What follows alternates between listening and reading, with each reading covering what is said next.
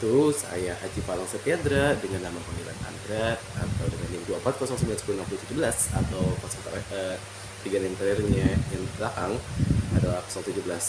Saya di sini memiliki tugas di mana suatu tugas hostess yang dimana untuk menjelaskan apa itu networking sama IPv6 dari modul yang telah disediakan dalam bentuk PTTX, dan seperti inilah hasil yang saya akan paparkan. Pertama, apa itu dulu subnetting dan IPv6? Subnetting adalah kayak teknik untuk membagi jaringan komputer menjadi beberapa network yang lebih kecil. Subnetting dapat dilakukan pada IP address di kelas A, B, dan C. Dan apakah itu IPv6? IPv6 adalah versi terbaru dari protokol internet atau IP yang digunakan untuk mengirimkan data di jaringan komputer. IPv dirancang untuk menggantikan IPv4 atau IPv4 yang sudah tidak mencukupi lagi untuk permintaan alamat, karena permintaan alamatnya itu semakin lama semakin meningkat IP-nya. Nah, di dalam OSI terdapat 7 pemisahan, yaitu Application, Presentation, Sensation, Transport Network, Data Link, and Physical. Namun model reference dari OSI terkompres saat masuk ke bentuk model TCP atau IP, yang dimana layer 1 sampai 2 yakni data link dan physical berubah menjadi network interface, layer 3 tetap network, layer 4 tetap transport, tapi layer 5 sampai 7 atau layer sensation, presentation, and application itu sudah dikompres atau bentuknya modelannya layernya hanya jadi applications. Kalau nggak tahu apa itu OSI adalah kerangka kerja yang membagi fungsi komunikasi jaringan menjadi 7 lapisan. Model ini diciptakan oleh International Organization of Standardization atau yang singkatnya aja ISO atau ISO. Dan TCP atau IP atau Transmission Control Protocol or Internet Protocol adalah komponen protokol yang mengatur komunikasi data antar perangkat di jaringan. Protokol ini menjadi dasar komunikasi data di internet dan jaringan lokal atau LAN atau LAN. Nah, IPv4 ditulis sebagai 4 kelompok angka desimal yang dipisahkan oleh tanda titik setiap kelompoknya. Ya, dia itu terdiri 8 bit dengan range 0 sampai 255, sehingga IPv4 terdiri atas 32 bit karena kan 8888, ditotalkan akhirnya 32 bit juga. Contoh pembentukannya tuh ya kurang lebih seperti ini, XXX, intinya dia sebanyak 8 kali, dia 8888 sampai ujung, sampai dia jadinya 32 bit. Nah, nilai X bisa saja itu nilainya 0 atau 1, yang biasa disebut juga dengan bilangan biner. Contoh IPv4 itu seperti 192.168.0.9, 10.0.0.3 atau 172.16.0.2. Nah, pembagian kelas IPv4 itu ada 5, ada kelas A, B, C, D, dan E. Dan itu mereka terbagi atas range alamat IP-nya atau range IP address-nya, yang dimana bentukannya seperti yang ada di tabel ini. Di kelas A dia range IP-nya dari 0 hingga 127, network ID-nya NXXX, host ID-nya XHHH. Begitu pula dengan B, kelas B yang dari range 128 hingga 191 dengan network ID NNN, XXX, dan host ID XXX, HHH. Gue juga sempat lihat. C dengan kelas C juga 192 dan hingga 223. Intinya N-nya ada 3, hanya 1.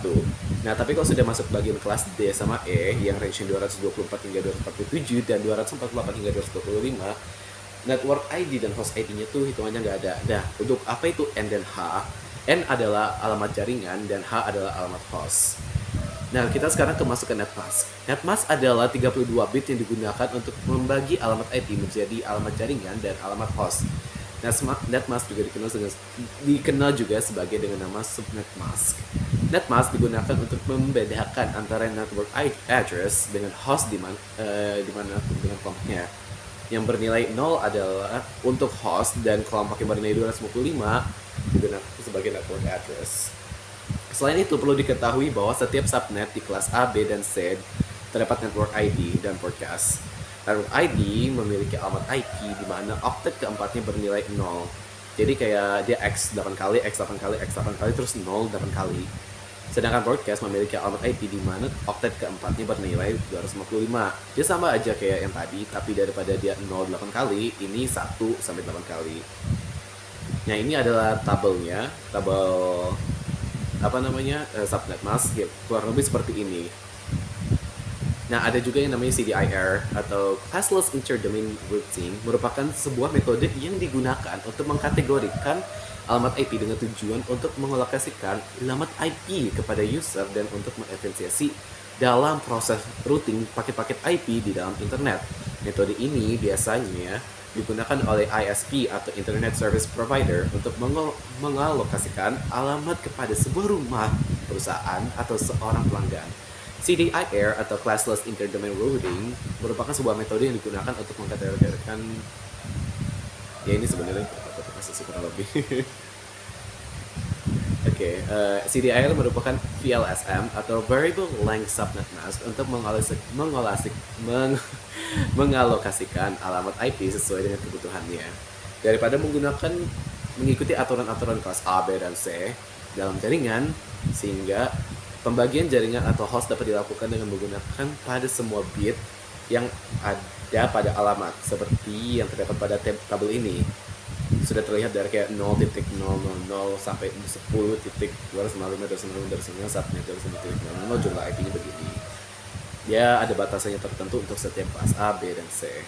Nah, IP publik yaitu IP yang langsung terhubung ke dalam internet, di mana IP tersebut bersifat unik di keseluruhan jaringan internet. IP private atau yang tidak umum itu biasanya untuk lokasi lokal aja lah, biasanya LAN, sekitar-sekitarnya aja. Nah, ini adalah tabel CDIR. Untuk melihat yang garis yang merah-merah ini adalah batasan-batasan kelas ya, kelas A, B, dan C. Nah, banyak emang. Nah, sekarang ada penghitung FLSM.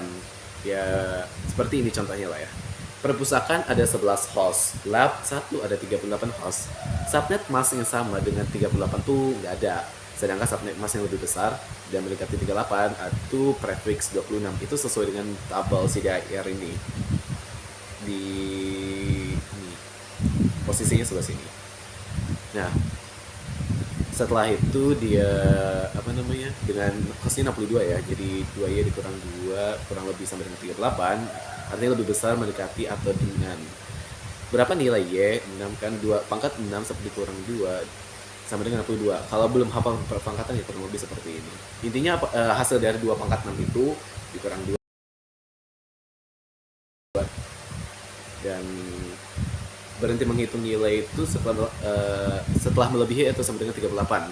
Jumlah angka 2 itu adalah nilai yang diambil dari jumlah 0 pada subnet task. Angkatan tersebut digunakan untuk menentukan subnet task yang jika teman-teman belum tahu begitu subnet task 162, karena angka 6 menyatakan jumlah bit 0. Jika ditulis 8 kali 1 8 kali 1 8 kali 11 6 kali, konversi desimalnya jadi 25 25 25 25 192. Kita balik lagi ke spesifikasi jaringan yang dibuat 3 jaringan berukuran 38 host dan 1 jaringan berukuran 11 host yang rencananya akan ditambah. Total ada 4 jaringan, prefix 24 mempunyai 256 IP yang jika kita bagi hasil subnetting kita jadi yaitu 64 karena 62 plus 2. Maka hasilnya 4 kan. Pas untuk jumlah jaringan yaitu 4 dan jumlah IP host yang diperlukan yaitu 62 untuk 38 host. Jadi kurang lebih penampilannya seperti ini kalau dalam perhitungan. Ini kalau versi VLSM ya lebih panjang juga sih. Ya kurang lebih hampir sama ya, tapi ada perbedaan gitu kan. Nah, apa bedanya FLSM dan VLSM? Subnet dalam VLSM ukuran subnet bervariasi dengan jumlah host yang bervariasi, membuat pengamatan IP lebih efisien. Nggak tahu kenapa ngomongnya kayak gitu. Tapi di FLSM semua subnet berukuran sama dengan jumlah host yang sama. Ada poin kedua ini, pemborosan alamat IP VLSM membuang lebih dikit daripada IP dari VLSM. Nah, tadi kan apa itu IPv6 yang di depan tadi? Ini secara lebih lengkapnya. IPv6 atau Internet Protocol version 6, juga disebut juga IP Next Generation or IPNG, dirancang oleh Internet Engineering Task Force or IETF IPv6 adalah versi IPv4 yang ditingkatkan, yang dimana ya keunggulannya lebih besar lah pastinya. Ruang alamat tidak terbatas, struktur alamat tidak ringkas, plug and play, header paket yang sederhana, keamanan, mobilitas, fitur POSS-nya ditingkatkan. Nah, segitulah dari pemaparan video saya. Maaf jika banyak salah kata atau ada beberapa yang terskip. Sekian terima kasih. Assalamualaikum warahmatullahi wabarakatuh.